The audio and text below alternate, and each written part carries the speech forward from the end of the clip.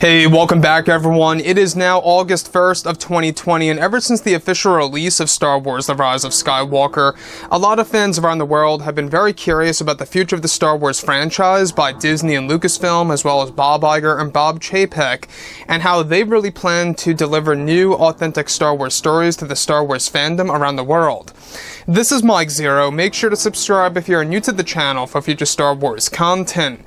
Now, the one thing about Disney Star Wars is that we do know that as of right now, both Disney and Lucasfilm are really trying their absolute best to bring Star Wars to the same exact level as the Marvel Cinematic Universe.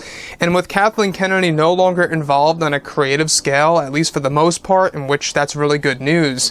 She's only involved with the Leslie Headland Star Wars TV series that won't be released until 1.5 to 2 years from now, give or take, on Disney+.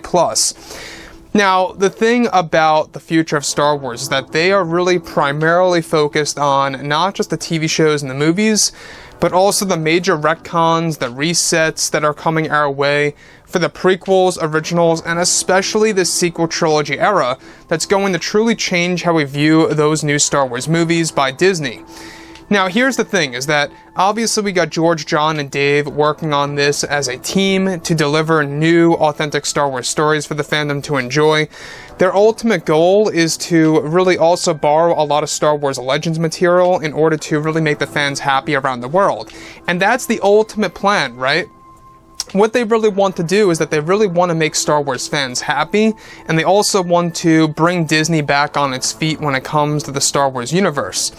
Now, with that being said, of course, what's really intriguing, of course, is that with both Disney and Lucasfilm now finished with the Skywalker saga, they are now focused on their new Star Wars trilogy of films, as well as their new Star Wars universe, that will evolve the franchise from more. It's explained that currently both Bob Iger and Bob Chapek are working hard together in order to create a better future for the Star Wars fandom, where it's explained that behind the scenes many changes are being made to the Star Wars franchise. Now, it's noted that recently Disney just restarted the character of Rey Skywalker through a series of retcons for the sequel trilogy era in order to set things right with the Star Wars fans to create a better standing with the character of Rey in the movies. Now, it's described that Disney aims to make Rey a literal Skywalker at the very end of the film by having Ben Solo's spirit become one with Rey's body at the very end of the movie, and that all of this, and having, of course, Ben Solo's spirit become a major role in Rey's life, this will all be explained in great detail sometime in 2021, next year, for the fans to witness. Now, it's said that Disney wants to make Rey a more acceptable character to the hardcore fans by making her an actual Skywalker, by her gaining the Skywalker DNA and blood through Ben Solo's life force that enters into Rey's body and makes her into a real Skywalker.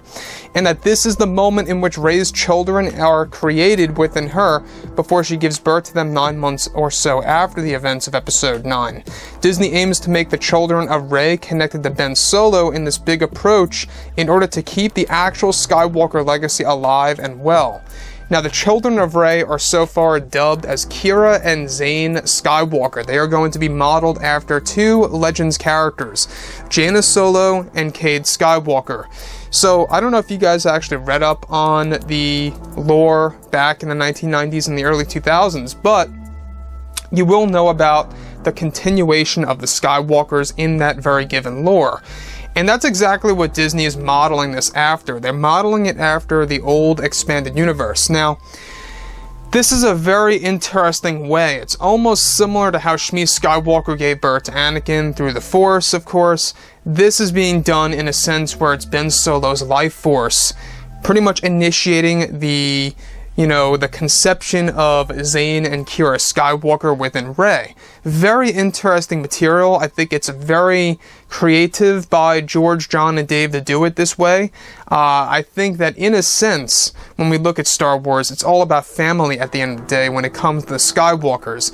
And they really want to continue that in a very significant matter in this post-Episode 9 era that is going to be, explored in books, novels, comics, and even TV shows, such as the Rise of Skywalker sequel series that will be in animated form on Disney Plus in the near future. Now, what's really exciting about this as well is that this also involves the DNA and blood of the Skywalkers becoming a part of Rey now, because of Ben Solo's life force becoming one with Rey. So it does change our view at the very end of episode 9, and this major retcon is going to be made pretty much into the existing canon next year, into, of course, the year of 2021, where it's really going to change our view of episode 9's ending, right? So like I've said before in the past, you know, when we think about Rey as a character, this gives it all the more meaning. It gives the character a little bit more significance at the very end of the movie, and why she chooses the name Skywalker. Now it makes a lot more sense, and it has more value to it all. So with that being said, guys, you know, drop a comment below. Let me know what you think about all of this in the comments, and if you guys did enjoy the content for today, do make sure to drop a thumbs up on this video to support the channel. I thank you all so very much for the kind support, and I'll catch you guys next time.